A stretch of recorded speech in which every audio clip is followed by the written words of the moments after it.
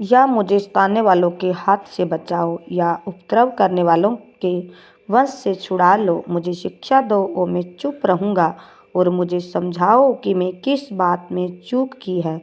सच्चाई के वचनों में कितना प्रभाव होता है, परंतु तुम्हारे विवाद से क्या लाभ होता है? क्या तुम बातें पकड़ने की कल्पना करते हो? निराश जन की बातें तो वायु की सी है। तुम अनाथों पर चिट्ठी डालते हो और अपने मित्र को बेचकर लाभ उठाने वाले हो। इसीलिए अब कृपा करके मुझे देखो। निश्चय मैं तुम्हारे सामने कदापि झूठ न बोलूँगा, फिर कुछ अन्याय न होने पाए। फिर इस मुकदमे में मेरा धर्म क्यों ज्यों का त्यों बना है? मैं सत्य पर हूँ, क्या मेरे वचनों में कुछ कुटिलता है? क्यों मैं दुष्टता नहीं पहचान सकता? क्या मनुष्य को पृथ्वी पर कठिन सेवा करनी नहीं पड़ती? क्या उसके दिन मजदूर के से दिन के नहीं होते? जैसा कोई दास छाया की अभिलाषा करे या मजदूर अपनी मजदूरी की आशा रखे, वैसा ही मैं अनर्थ के महीनों का स्वामी बनाया गया हूँ, और मेरे लिए क्लेश से भरी रातें ठहराई गई है। जब मैं लेट जाता हूँ तब कहता हूँ मैं कब उठूँगा, पर रात लंबी हो जाती है। उपो फटने तक छटपटाते छटपटाते उकता आ जाता हूँ। मेरी देह कीड़ों और मिट्टी से ढकी हुई है। मेरा चमड़ा सिमट जाता है और फिर गल जाता है। मेरे दिन जुल्हे की ढरकी से अधिक फुर्ती से चलने वाले हैं, और निराशा में बातें बीते जाते हैं। याद कर कि मेरा जीवन वायु ही है, और मैं अपनी आँखों से कल्याण फिर न देखूँगा। जो मुझे अब देखता है उससे मैं फिर दिखाई न दूँगा।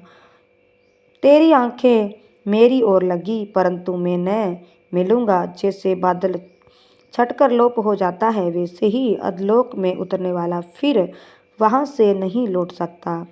वह अपने घर को फिर लौट न आएगा और न अपने स्थान में फिर मिलेगा।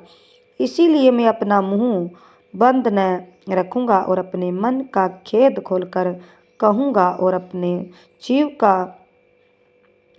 की कुड़कुड़ाहट के कारण कुड़कुड़ाता रहूँगा। क्या मैं समुद्र हूँ या मगरमच्छ हूँ कि तू मुझ पर पहरा बैठाता है?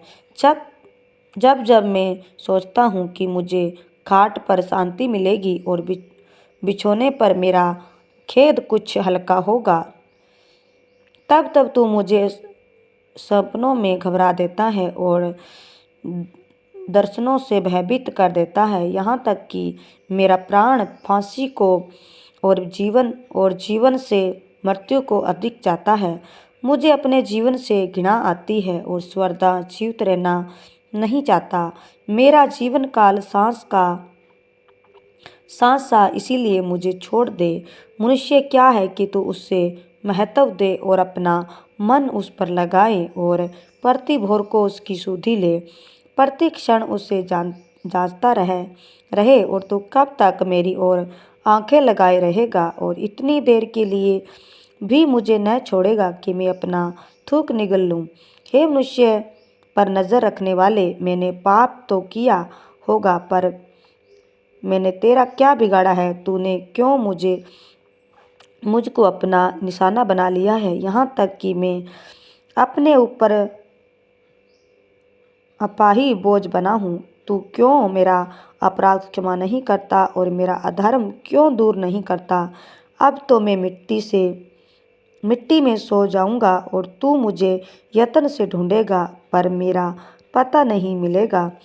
तब सुही बिलदद ने कहा, तू कब तक ऐसी बातें करता रहेगा, और तेरे मुँह की बातें कब तक प्रचंड वायु सी रहेगी? क्या परमेश्वर अन्याय करता है, और क्या सर्वशक्तिमान धर्म को उल्टा करता है? यदि तेरे बच्चों ने उसके विरुद्ध पाप किया है, तो उसने उनको उनके अपराध का फल भुगताया है। तो भी यदि तू आप परमेश्वर को यत्न से ढूंढता है और सर्वशक्तिमान से गिड़गिड़ाकर विनती करता है, और यदि तू निर्मल और धर्मी रहता है तो निश्चय वह तेरे लिए जागता है और तेरी धार्मिकता का निवास फिर ज्यों का त्यों कर देता है। चाहे तेरा भाग पहले छोटा ही रहा हो, परंतु अंत में तेरी बहुत बढ़ती होती है। पिछली पीढ़ी के लोगों से तो पूछ, और जो कुछ उसके पुरखाओं ने जांच पड़ताल की है उस पर ध्यान दे, क्योंकि हम तो कल ही के हैं और कुछ नहीं जानते, और पृथ्वी पर हमारे दिन छाया के समान बीतते जाते हैं। क्या वे लोग तुझसे शिक्षा की बातें न कहेंगे? क्या वे अपने मन से बात न निकालेंगे? क्या कछार की घास पानी बिना बढ़ सकती है? क्या सरकंडा जल बिना बढ़ता है? चाहे वह हरी हो या और काटी भी न गई हो, तो भी वह और सब भांति भांति की घास से पहले ही सूख जाती है। परमेश्वर के सब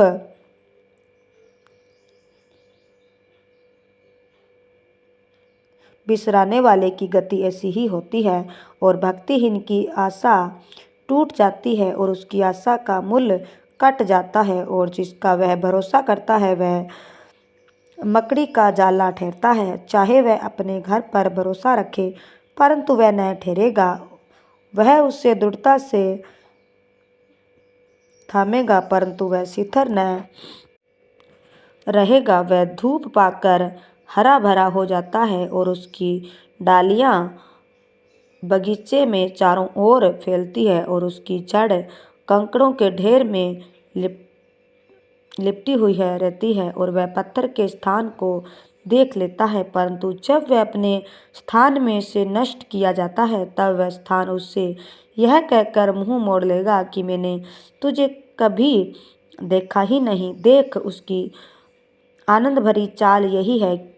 फिर उसी मिट्टी में से दूसरे उगेंगे, और देख, परमेश्वर न तो खरे मनुष्य को निकम्मा जानकर छोड़ देता है और न बुराई करने वालों को संभालता है।